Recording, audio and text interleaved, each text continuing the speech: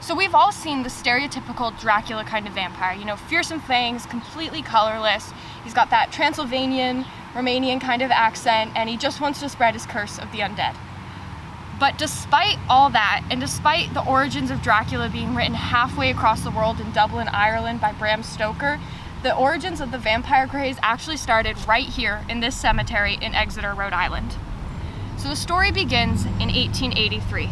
The Brown family was infected by tuberculosis, or consumption as it was known then. Can I help you? Why are you making that face? Because you're laughing at me. Sorry! Because you know I'm gonna make the same comments again. Do you want to make your comments? Okay. Tuberculosis, or consumption as it was known, was sweeping through the family. First, Mary Eliza, the wife of George Brown and mother of 3 children, passed away, absolutely consumed by the disease. And she was buried in the local Chestnut Hill Cemetery, in the grave right behind me. The family mourned the loss of Mary Eliza, but even still, the Browns' eldest daughter, Mary Olive, was wasting away. Eventually, she would die of the same disease that killed her mother. And while the Brown family mourned their second loss in just a year, something was stirring in the town of Exeter. Whispers, wondering if somehow these deaths were connected through something supernatural. Sorry. Because it was the same illness with the same symptoms, and it's the same process of absolutely wasting away. It certainly seemed connected. But eventually the family moved on. They mourned their loved ones, but they learned how to keep living, until tragedy struck again. In 1891, the disease was back, this time ravaging George Brown's 2 remaining children. Edwin fell sick first, but in Mercy Brown, the disease worked faster. It moved through her body like wildfire, and within a month of contracting the disease, she was dead and placed into the local crypt in the cemetery. Here, just talk about the grave. Oh. The local crypt in the cemetery, which is actually located right over there. But for George Brown, this wasn't just a time of mourning. It was a time of fear. The disease had killed his wife and 2 daughters, and now his son was on death's door. Why are you laughing at that? I don't know, I shouldn't laugh. I laughed You at shouldn't laugh while you're sitting on their graves. I'm not sitting on their graves. I'm sitting in front of their graves, okay? I'm not laughing. It's just a little funny. I'm not laughing as you laugh. A little funny. There are also a lot of bugs here, and that's weirding me out. Okay. In the town, however, why is that car backing up? I'm sorry. I'm like really concerned that we're gonna get yelled at by the church. It's okay. We're good Catholic schoolgirls. I'm not Catholic. You can pretend to be. Actually, this isn't a Catholic church. This is a Baptist church, I idiot. don't know the difference. Okay, why is like they're backing up on how? Okay, fine. I'm sorry. But in the town of Exeter, however, whispers of the supernatural had turned into more of a roar after the death of Mercy. Edwin, they said, was dying, but not because of a disease of this world. Instead, they argued very logically that this was happening because one of his dead family members, his sister or his mother, hadn't actually died. Instead, they were vampires. To be fair, for 17th century New England... Nope, 19th century. Do I look like I care? Anyways, for 1800s New England... Thank you. That's not a big shocker, honestly. I don't know, if you like come up to me and you go like, yeah, no, I know you have the cold, but it's actually because your mom is a vampire, like I'm gonna be a little more reluctant with that. But thinking about the time, you were the one who was like, oh, they didn't know about diseases. Okay, yeah, that's fair. So, I know. They didn't know about diseases. It makes a lot more sense, honestly, when you look at like the time because of how much because New England has a lot of history with supernatural, not evidence, but like the Salem witch trial, yeah, but also there's other stuff too. Everything's chalked up to ghosts in New England. Well, it's also like, I wonder if that had anything to do with like it definitely did have to do with Salem, because like that's probably where a lot of the supernatural ideas came from. So I'm not if it was somewhere else, maybe I'd be a little more surprised, but I feel like New England has a lot of focus on supernatural. There's also a lot of folklore here, and the thing is, The reason they said that tuberculosis was probably what they thought actually was a vampire, because in order to live, a vampire needs to drain the life of another person. And Edwin had been sick for almost a year. This just didn't look the same as every other case of tuberculosis. Like, for example, Mercy got sick and she died within a month, but Edwin had been sick for almost an entire year. Yeah, they're like, here, do some cocaine. It's not working? All right, guess it's vampires. Okay, like you mentioned, we are Catholic schoolgirls, so let's keep the drug use mentions to a minimum. Okay, well, we're talking about 1800s here, so. Okay. You know what kind of stuff was in that medicine? Well, let's get to Like, all the medicine drugs. later. Let's get to medicine later, okay? Calm down, With Freud. all of the drugs. So, according to local folklore, vampires act very uniquely. They wipe out an entire family, and they sustain themselves on draining the lives of their loved ones. So when someone like Edwin becomes sick for a really long time and is just slowly wasting away and getting sicker, it's usually because a vampire is feeding off of their life source to keep them alive. So, it's very scientific here. It was very, if you were sick for a year, it is not diseases, it's a vampire. And so the townsfolk, they went to George Brown and they presented their theories. And they said, one of your dead family members is a vampire. And he was kind of reluctant at first, because when you're grieving, you don't want to think the people, your loved ones, are vampires. But he had lost almost his entire family, and this seemed to be the only chance to save his son. Here's the thing. Hear me out. They're all dead, right? And Edwin's the sick one. Yeah.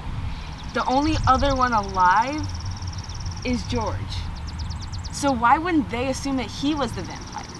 Because, why would they assume that a dead... Because maybe somebody doesn't exactly look dead. I'm getting to that. Well, no, but I'm saying, if that's the logical conclusion, following their line of logic, you'd say, oh, it was George because he's the one who's still alive after his entire family dies. Okay, but keep in mind, this wasn't exactly, exactly the pinnacle of feminism. Well, no, so... but plus, though, the idea also, he's clearly spending a lot of time around them. I don't know. And I also how did feel he not get if you're... sick? That's weird. I don't know how he didn't get sick. He's a vampire.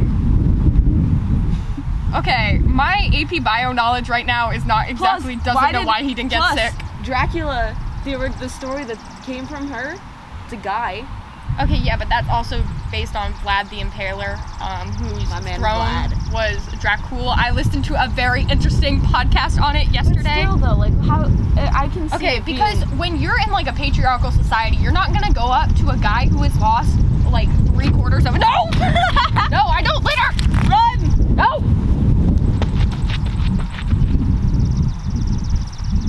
Shut up.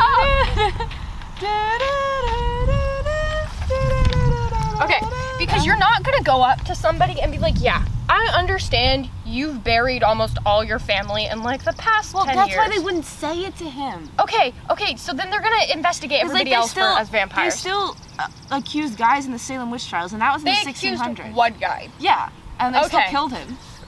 Let's continue as to why they found the vampire. So, essentially, George Brown was like, sure, you can investigate my family and see if my dead daughters and wife are vampires. Not exactly a path I would have gone on, but still. So he was willing to do anything to save his son. So George Brown gave the townsfolk permission to exhume his entire family and investigate whether or not they were the vampires killing his son. So they went down to this cemetery on a freezing cold morning in early March, and they began to dig up these graves. As one does. As one does. And so first they went to Mary Eliza's grave, right there, and she had been dead and buried for almost a decade. And so when they exhumed her body, they found pretty much nothing more than a skeleton. So the townspeople, very scientifically, of course, said that because she's a skeleton, she can't be the vampire killing Edwin. So, yeah. If you say a skeleton vampire, I'm kicking you out of the cemetery. Skeleton vampire? No. Why? It makes perfect sense. Because vampires don't decompose. But how do you know? according to every, like, legend of a vampire in worldwide history... Well, how do you know they couldn't be skeletons? They want to get that blood back. You're walking home. I'm not driving you home after this. Goodbye. I don't have a choice. So then they exhumed Mary Olive, and her brown is right behind, or not her brown, her grave is right behind her mother's. And again, they looked for the telltale signs of a vampire, whether there was blood around the mouth and nose, if there's blood in her heart, and any sign that would suggest that she's not actually dead and decomposing. Oh yes, because they just had their vampire checklist ready to go. Yes. Yeah, I don't know who, like, invented this vampire checklist. Apparently it's from Romania, but... That makes sense. That does make sense. But essentially, after Mary Olive was dead for a decade, she too was nothing more than a skeleton. So they said, nope, skeletons can't be vampires, unlike what Emily is vehemently saying. Skeleton vampires. No skeleton vampires. Vampires. Okay, but then Mercy's body was different. Rhode Island winters are cold, to say the least. I don't know, is that an understatement? I feel like it's both understatement and overstatement. Well, Rhode Island winters are cold, and the ground... They're certainly winters. They are certainly winters. Rhode Island winters are winters.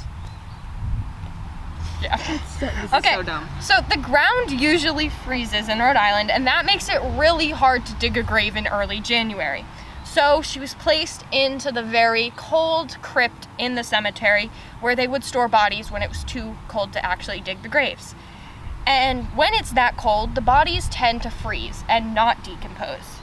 And also, the blood that's in your body also freezes, and it pools both in the heart and will sometimes drip around your mouth and your nose. Gross. Just want to say that. That's kind of gross, but whatever.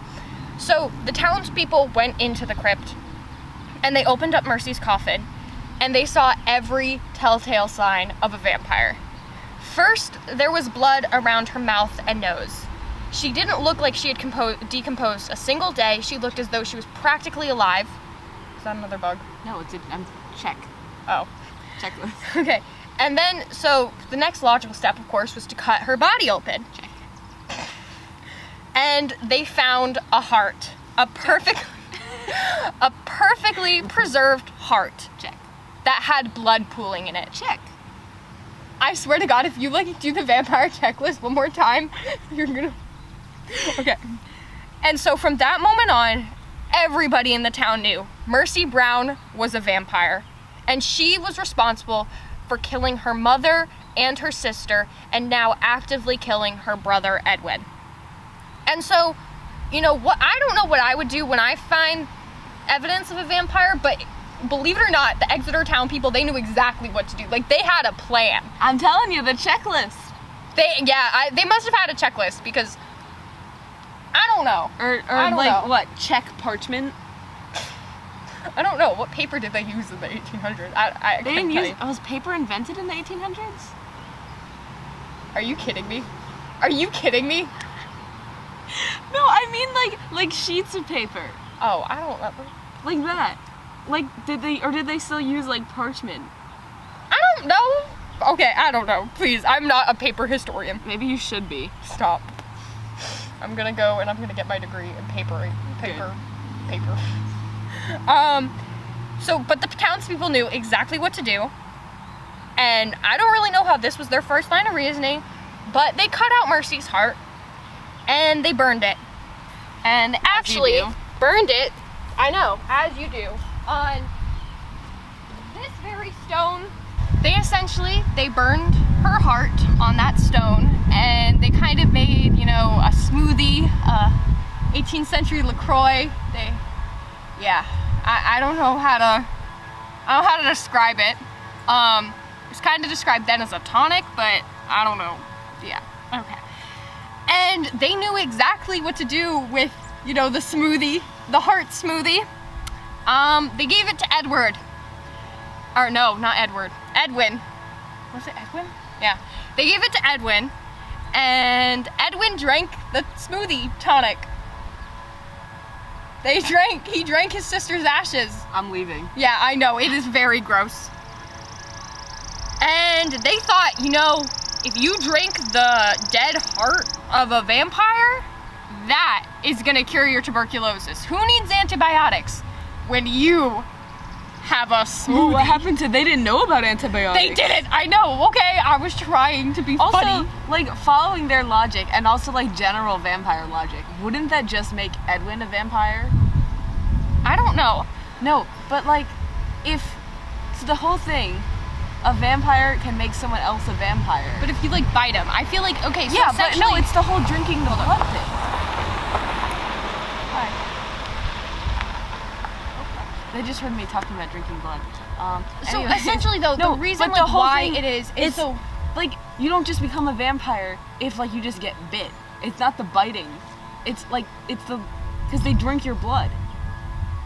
So then, like, you would think, if you drink the vampire's blood, wouldn't you become a vampire too? I think sort of their reasoning was that you can only kill a vampire through their heart. So, like, you pierce their heart, and this kind of really immobilizes their heart. And then essentially, How did they get this?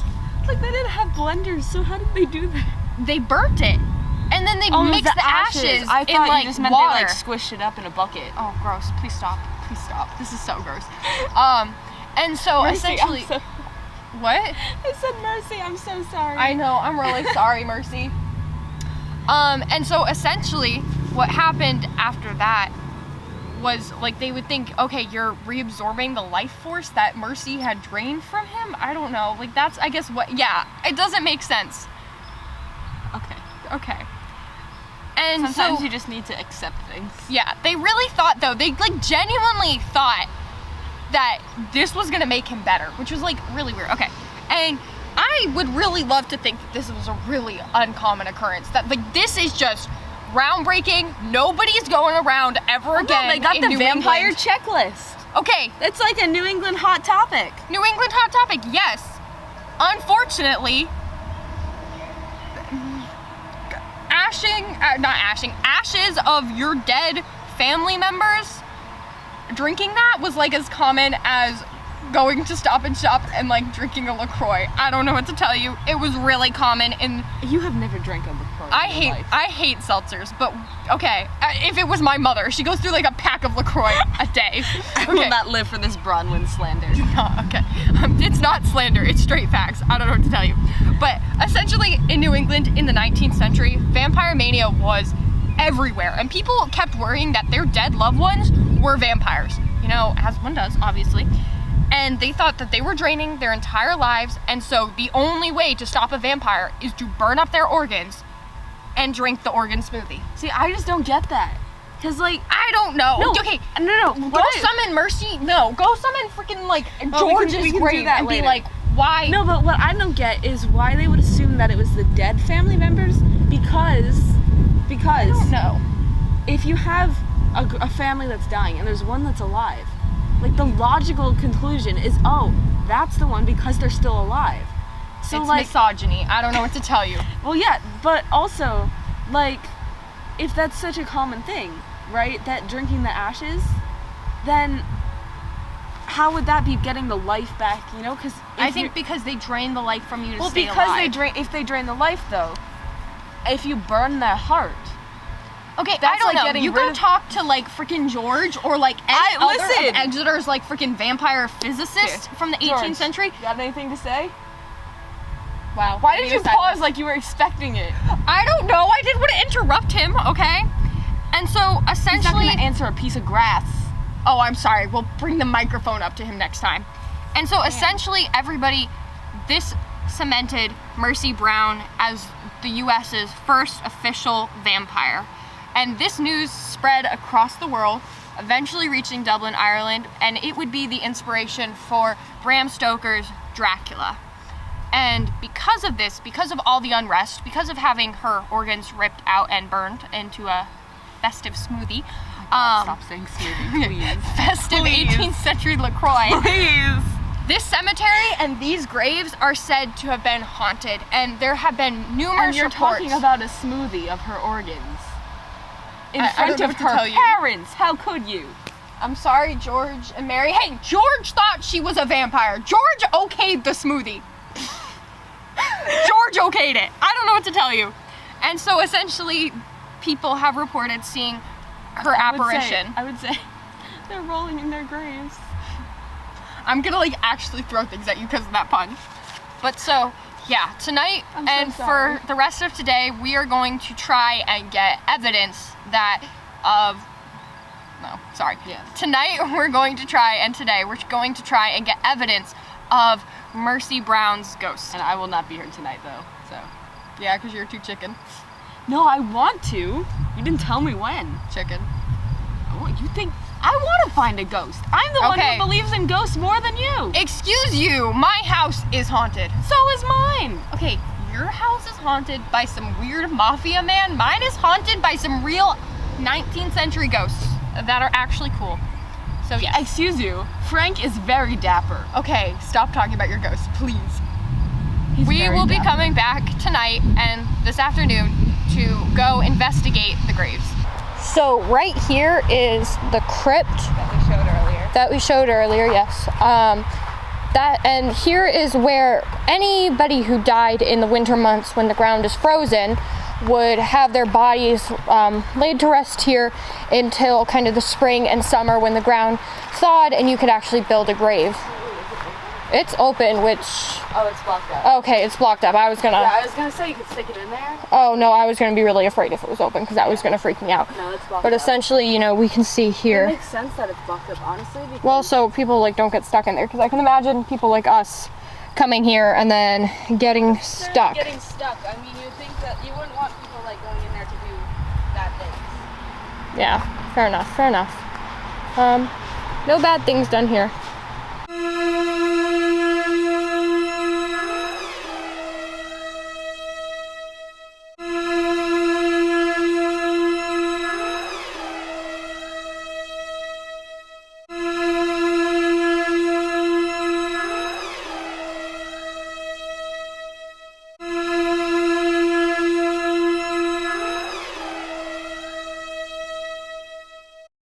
Ready?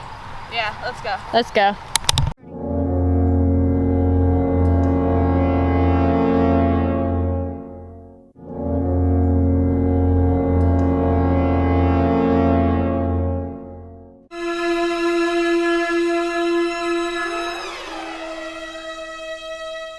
So one of the things that we noticed actually off camera, which totally sounds like every bad ghost TV show ever, is that something supernatural happened only off camera, was that there were discrepancies in testing our EMF device.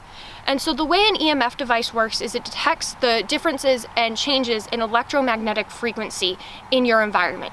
And a really good way to test whether or not your EMF device is working, and also what it's used for when you're not actually ghost hunting, is to see if a device like a phone, which is known to change and secrete higher rates of electromagnetic frequency into the environment, to see if that is actually able to be read by your EMF device.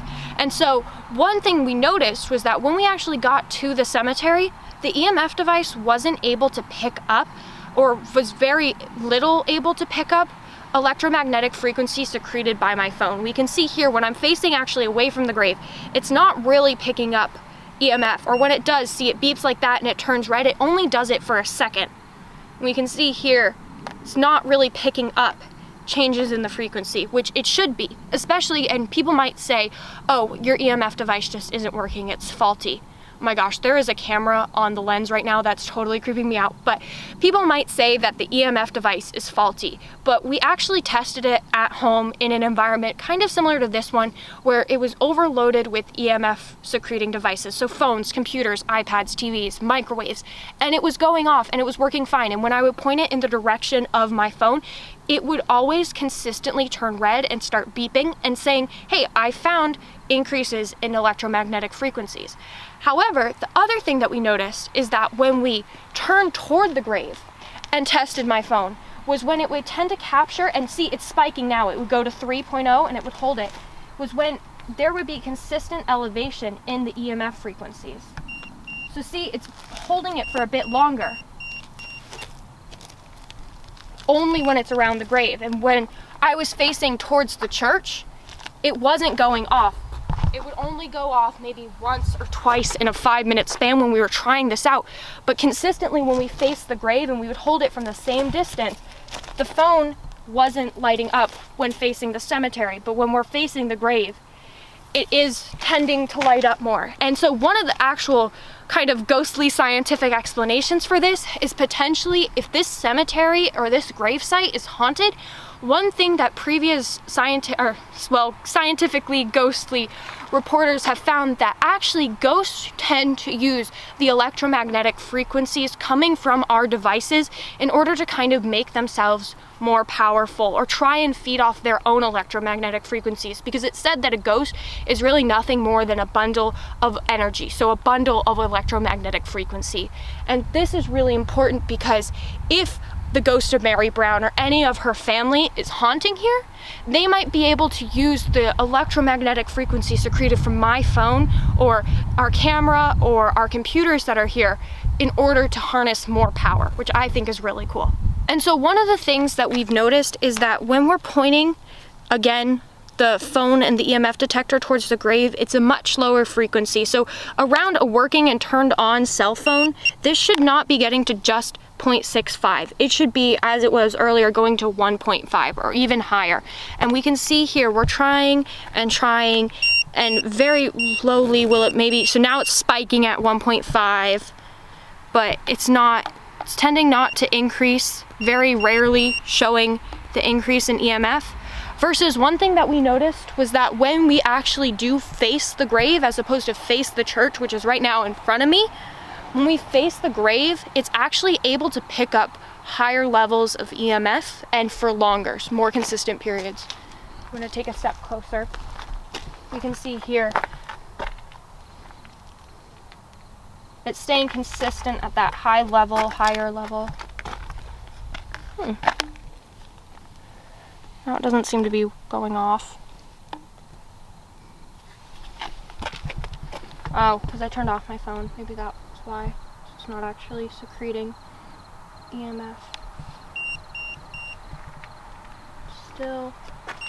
And now it's spiking at, actually, I don't know if you can see that, but 2.38, which is actually higher than it was doing before, even in the tests around many devices. And so that's actually kind of weird. And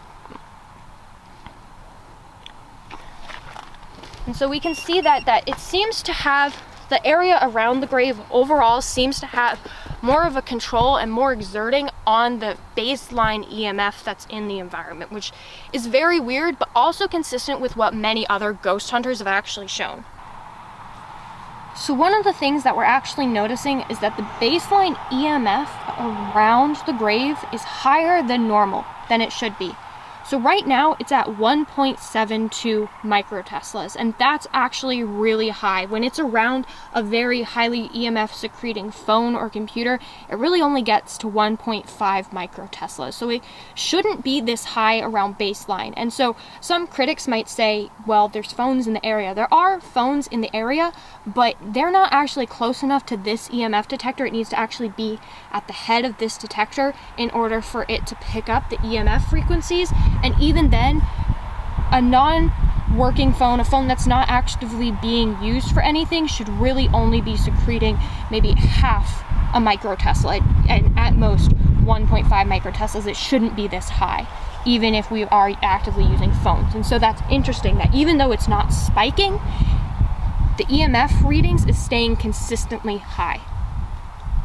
One of the things is that Mercy Brown's grave is supposedly the most disturbed, most haunted grave in this cemetery, and it seems that most of the other people who are buried here don't tend to haunt this cemetery. They tend to just be laid to rest. And so one of the things that we're going to do tonight is we're going to measure the EMF detection starting at baseline around other graves in the cemetery. So we're going to start nearing some of the other closer graves here. I don't know. Walk on any graves. So we'll see here, there's no increase in baseline EMF. We're not see any increases. That it's staying at that 0.0 that we should expect, because there aren't any electrical devices that are secreting EMF that are being used in the environment. Again, another grave staying at 0.0 microteslas of EMF, so no increase. We're seeing here, no increase. Again, 0.0. So we can see, maybe let's go and look at some of the other graves in this graveyard, is that we're not seeing increases in EMF. And there's not even this baseline. For baseline around this cemetery and around these other graves is 0.0, which is exactly what we would expect in a graveyard where there aren't a bunch of phones or computers or anything.